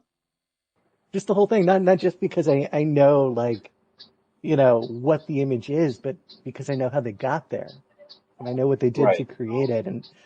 And I know, and I'm thinking they had to have noticed it, but maybe they're sitting there and thinking, you know, well, what if her pinky is just sort of under her hand? That would work, right? And then, someone prove that. And there's a whole That was literally story what I was there. about to bring up, actually. The pinky could be under the palm. Yeah, it wouldn't Put have out been an though. insane pose. Yeah. It wouldn't Um, have been. But that's the thing, whether you realize it or not, all art speaks, and that's how you know it's art. And what it says is totally out of your control as an artist. And I think that was a really great moment of really great art, that speaks in a very weird and counterintuitive way that was just incredible. And it's been there for a while, it's been there for a year, you can tell because like, you can tell it had the image had sun damage on it. And, so it's been there and nobody's taken it down. And I wonder almost how many people noticed this. And that's also part of the narrative, part of the story of it. And that was just fascinating. And I was sitting eating my burrito in the car and just admiring it for just the kind of beauty that it is. I'll even admit that I don't have a, like, as much as I will say that, oh, well, I have this idea for an exact composition that I have in my head and exactly how it's going to look. And that's my goal to get out of it. As much as I can say that, I will absolutely allow myself to be inspired by something that I did not have any intention of creating along the way. It kind of happened with the, what, 30 threads, 30 post long thread that I was doing, the light prompting thread that I Yep. was doing. It happened at the start of it where I had this idea for a basic scaffold that I could use to insert the characters. I was planning to go as far as inserting characters with CREF and SREF, but I was like, this is so far off from what I had in mind. I kind of just had to stop. But the so I had this idea for a scaffold that I wanted to use to put all of the characters in the scene in eventually. So, but as I was doing that, I found that it was like limited in what it could do, and I could not properly shape it the way that I had imagined that it would work. So I had to. So while I was doing that, I found something that did fit the exact composition that I wanted.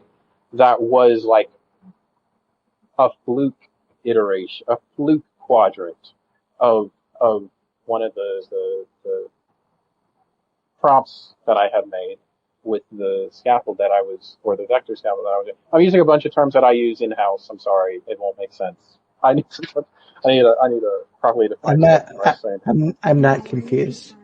Oh, okay. Okay. I'm glad for that.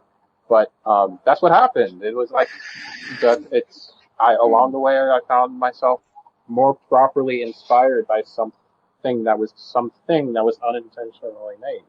It happens with gardening all the time. And I'm not talking about literal gardening. I'm talking about gardening as a storytelling, uh, Right. uh, mechanism. Like, you start out with some basic idea, like my basic idea with the particular purview of Esquisse that I like to focus on with the Feared Apekin that look very, very similar to werewolves, and I'm working on that. But whatever, I'm working on that design. But it started out as a story that had no like lore scope or anything. It was just, I think werewolves look cool, and I wish that there was a story that properly had like a race of creatures that looked similar to werewolves. And it would be really cool if the focus of this story was a character that I inserted into this place that this race, the Furvic, congregate, that is so dramatically different from the brutality of this race. And that happened to be a mouse. So that's how the Fiv came into creation. You have a lot, so you basically have a mouse species interacting with a species that is very brutish, and there's no way that this mouse is going to survive in this foreign, far-off land. And how does he become like a political mastermind in the process of that? So from that point, it was like, what's the whole process that I did over the last 2 years, and not even close to getting to like some conclusion. Maybe it's like I'll never come to a conclusion to this story. Was that okay? So how would this mechanic work? How would this mechanic work? Oh, these two things contradict each other. So now I'm going to have to change this whole direction that I thought that this story was going to go in. How I thought But this world building worked. do you see what you just did though? What? You answered your own philosophical quandary with the iterative process.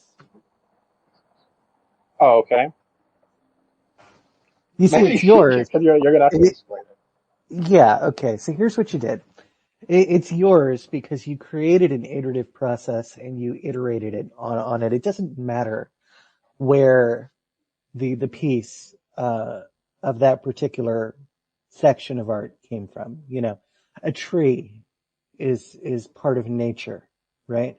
But if you put up, you know, ropes around it and you say, "Behold, this is art," it is. It becomes art by saying it's art, and that's because you involved elements that were there and you either enhanced or destroyed them, because that's what artists do. We are cannibals. We enhance and we destroy. It's all we're capable of. So, you know, you've got like, you know, that piece that very well, you know, may be an artifact of nature, but it sparked your imagination and there's something human there. And then you took it and you put it back into the machine, and you're comparing it to what you do with your stories, where you take elements that are sort of random, or I don't want to say obvious, but likely in your mind, and you use them to contrast and bounce things off of each other. And that's how you do it, man. That is, that is why the art belongs to you. Yes, yeah, that makes. Yeah, I have to think about that because yeah, that makes sense. Uh, so it's like it's so it's just like I might have some idea of how it's going to look at the start. Maybe I have, and in this case, in the case of the story here, I would have absolutely, if I were to talk to myself in December of 2022 when I was consulting ChatGPT to give me like a basic brainstorming of like the mechanics of some random species, I would act, it would blow me away, like with the scope of the story and all the things within this world are now, and like how I can reason so much that I've come up with. This was absolutely not the intention that I had. I wasn't determined to get to the result that I am at now, because there was no way that I could even know the result that I am at now. So that's it defeats the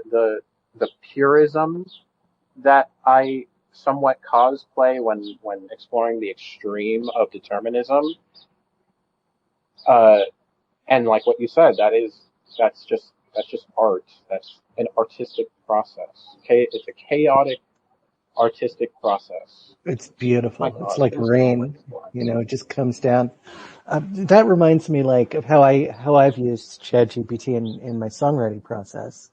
You know, like, I don't like it as a songwriter. I think ChatGPT is a very pat, very easy, very predictable songwriter. I mean, without a lot of extra prompting. So what I actually do when, a lot of the time is I'll just sort of intentionally get into this meditative, automatism state where I'll just sort of do like this automatic writing. It's like words that just come out into my head, and I'll fill up an entire page with them, right? And then, it's nonsense. It's total fucking nonsense. I'll look at it and say, well, where is this? What are we doing? And then I'll feed it into ChatGPT and I'll say, okay, there's something here. I know that. Where's the narrative? And can you put it together for me in a way that might make sense narratively? And sometimes it usually gets it wrong, but, sometimes what it'll do is just sort of put those thoughts together in a way where I'll say, huh, okay, well, I can see how this relates to that. And then I'll use that to write out the song. And I think the best example I did was one that I just re-recorded with video. It's called Deja Vu. It's a fun little dance song. Um, but yeah, I had no idea that I was going to write that at all. None.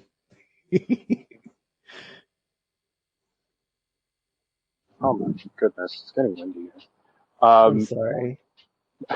well, it's better than earlier. I was when no one was in here, and it was just me and Tim. I was talking to him about how it's like 110 degrees today. It's great.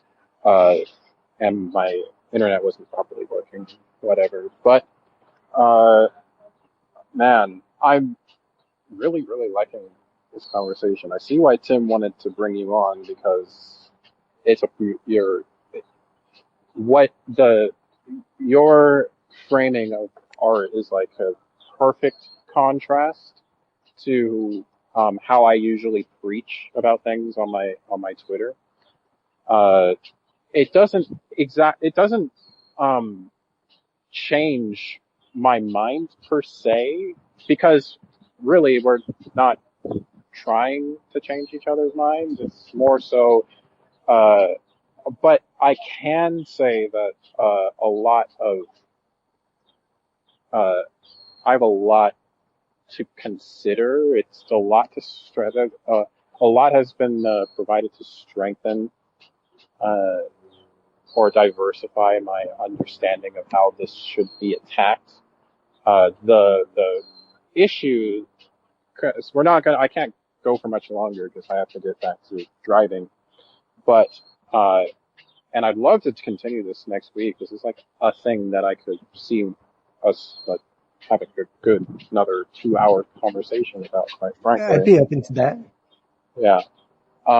But the issue that we were trying to tackle was how the public more generally perceives AI, and if there was any way that the way that we frame this as an art form, whether or not we can put it in a way that translates to people more generally, so that there's more of a broader uh, public support by people for AI art. I don't know how I, that happens. I think the way the public perceives AI art is absolutely infuriating. Yeah, it's very annoying. It's very frustrating because there's been this perception by people who do not understand the technology in the media that because of the way AI is trained, they're which is on publicly available. That's our quote unquote publicly available. Also read you know images that nobody said could be used.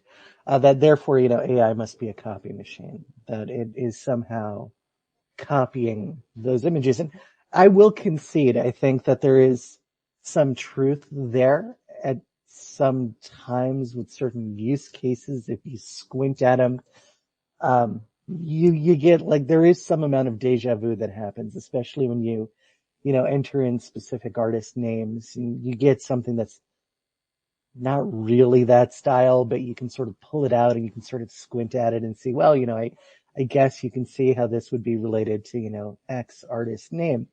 But, and I hate the practice of mentioning artist names in prompting. It's a bad practice. You shouldn't do it. It's stupid. Um, I can but, justify it. I can well, justify it. I'm not saying you should do it because there's you should not use the names because it's a replication, because I don't think AI replicates. AIs use theory. They learn from what they do. And, if there was a legitimate copyright problem in the vast overwhelming majority of AI art use cases, it would have been shut down by somebody by now. Yeah. Um, but that is not the case. That is not what's happening. There has been no spike in DMCA's, because under the current system, we do have a thing called fair use, and that system is the AI is not a replacement. It is a tool. It is something that is open that anybody can use for free and create anything with. Okay, and if you're an artist, you're going to be better at it. If you have an artistic background, you're going to be better at whatever kind of art you're creating with that system. But if you don't have an artistic background, you're going to get one really quick. Because I think part of it is that AI develops your eyes and ears in a way that is unique. And if you're open to, iteratively creating and just sort of going through the process and, seeing a billion images and listening to a billion songs, you're going to have the eyes and ears really quick. Really quick. In fact, I would say Right. everybody should train with AI. I don't care what your interest or skill level is. Train with AI. Just do it. Get it It's fucking done. perfect for Yeah. like if I were to, and I might be a substitute teacher in the relative Nice. future. There's a lot of stuff that I want to do. I was gonna bring that. That was the thing that I forgot earlier, but I have to finish this point now. If I were to teach essay writing, I would teach essay writing now by having an AI generate an essay, and then having a student pick out the, the things that are not flowing correctly. Because ChatGPT is shit at writing. It's so bad at writing essays. If you're Oh, going to use the terrible. vanilla generation that it gives you, it's horrible. So have a student have a student look at something that it gives you, that it generates, and It also makes uh, them less likely to cheat using AI. yeah, because they'd be like, yeah, I Yep. can't just copy paste. I might have used AI for an essay or two and done 100% on it in the last 2 years, but that's besides the point. No Besides the point. judgment here. Um, so the what I was gonna say earlier, because it had to do with my teaching, and I guess this will be the. I'll try to make this the last thing that we talk about. I'm sorry, I was Uh, using the forces of chaos to derail you. it's okay. There's too much. There's too much to discuss. It's crazy. But I um I my one of my goals with my time on Twitter and my time as a content creator that hopes to get into making educational content. Hate calling it that, but that's what it is. Content on YouTube to for the purposes of teaching how to use Midjourney for something. I'm I gonna don't know sample how. whatever that background noise is that you got going on there. That's a really cool sound. Oh, is it the? It's probably the door from Starbucks opening because it's like it's blowing air. I think that might Fair be what it warning, I'm is. stealing it. Okay, okay, feel free. I do not own the door opening sound from this Starbucks location, but uh, I don't know how I would teach Midjourney in any way but the deterministic way that I try to profess. Like, uh, how would the way that I would imagine it going is I want to offer private lessons to teach someone how to use Midjourney. How can I Do it. justify, oh yeah, yeah. Have you seen anyone do it, I've done it. by the way? I've taught a lot of people Midjourney actually. Like I would love at some point if we find a Midjourney noob, like someone who doesn't use it, to teach them together, because like I think that there would be some really, really good complementary stuff that we would Ooh, both get teach out of me. that. Oh yeah, we could teach Lynn. But Lynn Yeah, you already could knows totally a lot teach about me. AI. Yeah, but I don't know shit about Midjourney. Fair. I feel like you would probably get more out of what John could teach you, because a lot of what I teach is more like I'm teaching people who may have some interest in aesthetics but don't have a lot of art background. Like Nice. when I taught my friend David, who actually was the guy who helped me on the card game and just took to it, and he has no other artistic background, but he's really good at world building, and he just absolutely um, killed the art that he did for that game. Like he killed it. It was great. But yeah, I'd totally be down to teach someone. I wanted to reply to one of it because Lawnmower Girls offered a lot of stuff in the chat I've tried to retweet the things I really agree Oh, with. I was trying to Selmore type. is amazing. She's one of my best friends in the whole universe, and I love her so much. Yeah, she has an incredible insight to a lot of stuff. Maybe I can get her to come. Maybe She's she be looking to brilliant. coming up next week. Uh, She's but a stunning mind. I'm not blowing smoke up anybody's ass when I say that. She is amazing. um, um, oh, so I'd love to teach you a journey, but the point that I was trying to say was that outside the type of educators that I see in the Midjourney space right now, they've run out of things to say, and for good reason. They for good reason.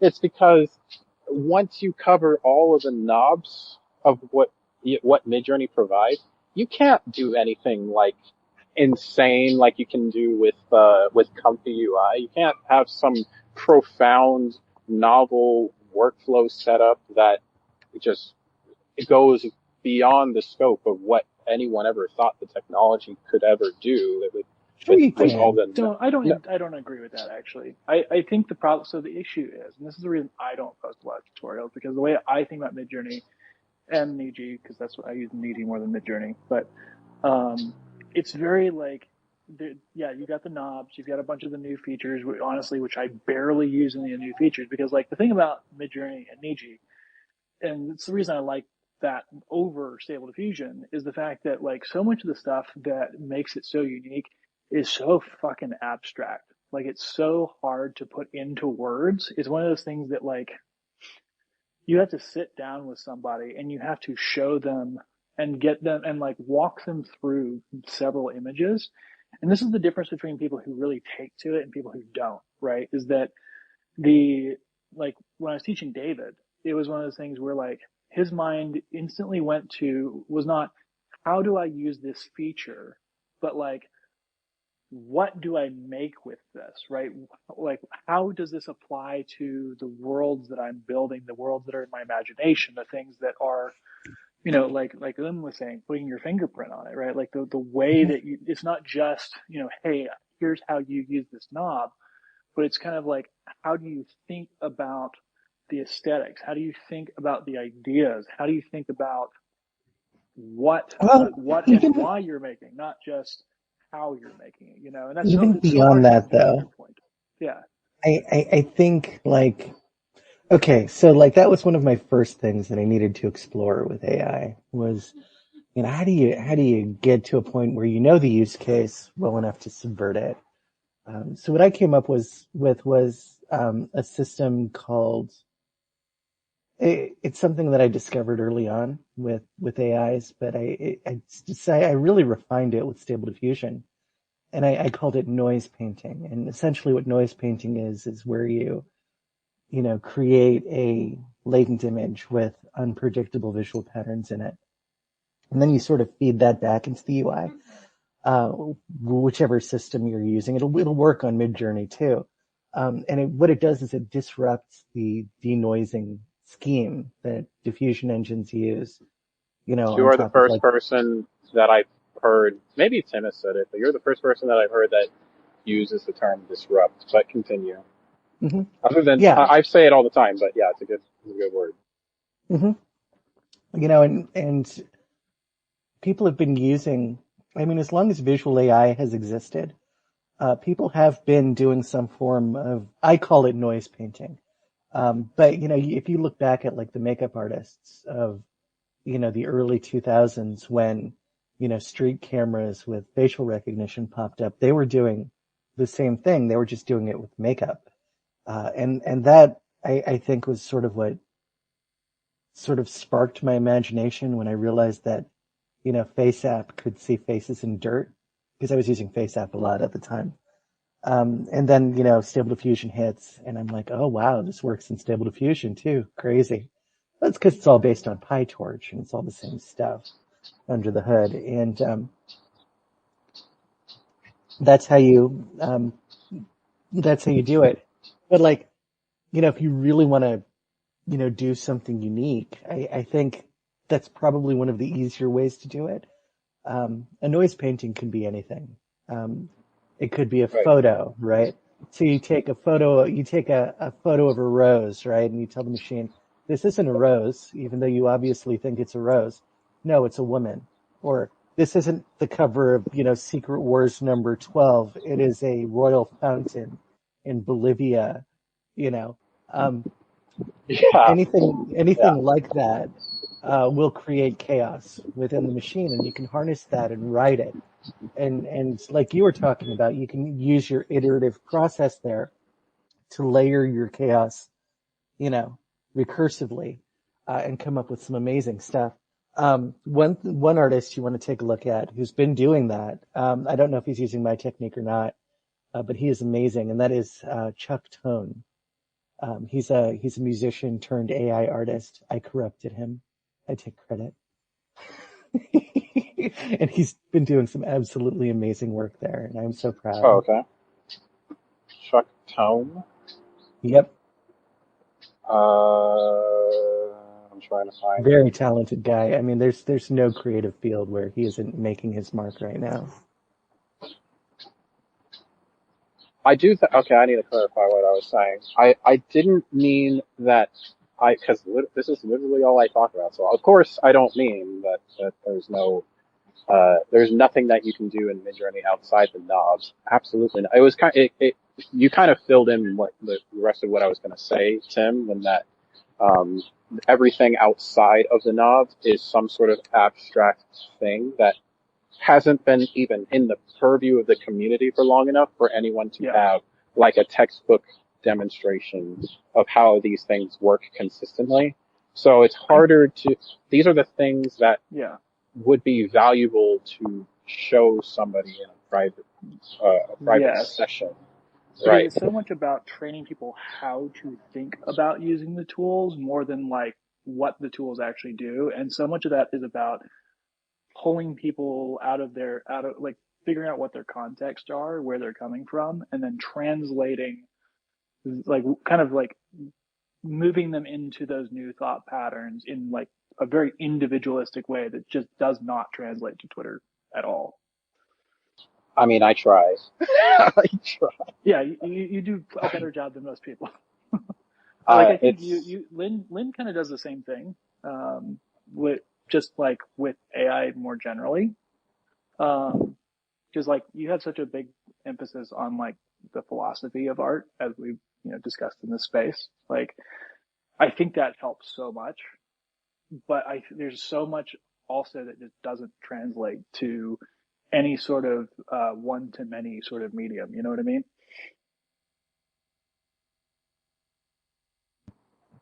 Well, yeah, I mean, I'm not sure we were talking to Lynn specifically, but that, yes, that's the problem.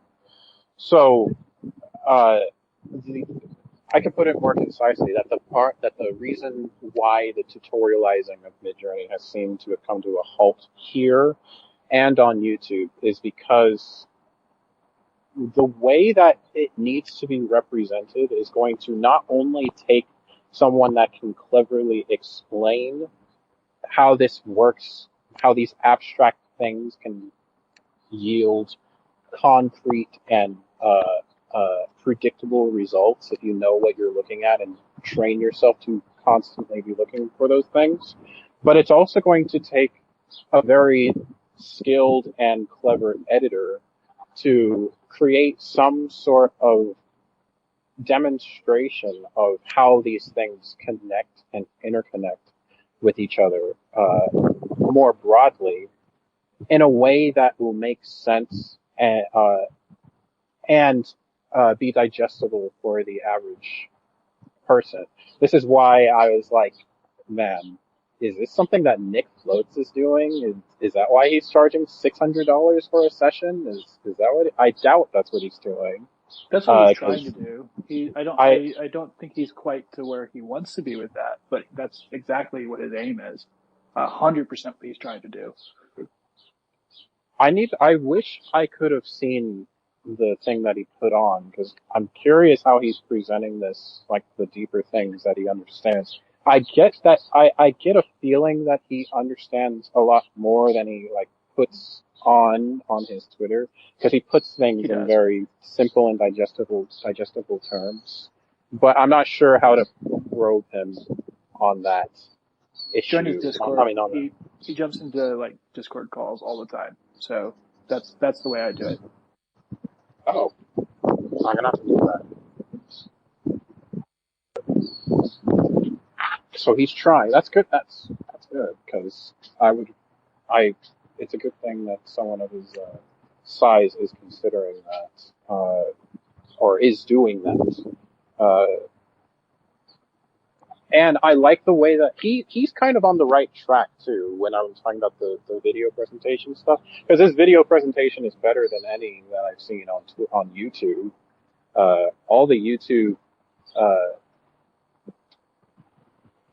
gurus, I guess, that were doing the tutorials throughout 2023, they Yeah. uh, they all pretty much copy and pasted the same format from each other. They just had a picture of Welcome to YouTube. themselves live stream. Yeah, a picture of themselves and basically broadcasting their exact workflow out of Midjourney. And I'm like, that works for Mm-hmm. demonstrating like uses of knobs and stuff, but when you're trying to explain, like if I were to put in video form why I decide to use a vector scaffold for some reason, like the lighting and I said all that earlier, all that stuff, I couldn't just show that picture and be like, I'm looking at this, I'm looking at this, I'm looking at this, I'm going to somehow use that for this, and I put this in this part of the workflow because of this reason. That doesn't, I feel like someone could get lost really, really easily. So I'm going to take your advice, actually. I, I will, I don't know how I will start teaching people, So uh, the way that but I did it, and this works surprisingly well, is make a tweet that basically says something along the lines of, hey, if you're at all interested in learning how to use AI tools and figure out how they might work in your workflow, or you want to just, get to know Midjourney or Niji Journey better, hit me up. I'm offering to, teach people totally for free, and then pin that to your profile. Like, complete, like, dead serious. That's what you do. And like, say, I want to teach people, want to meet people, want to have good conversations, want to, people to come away with it with some good information, and, let's chat. However we want to frame it, something along those lines.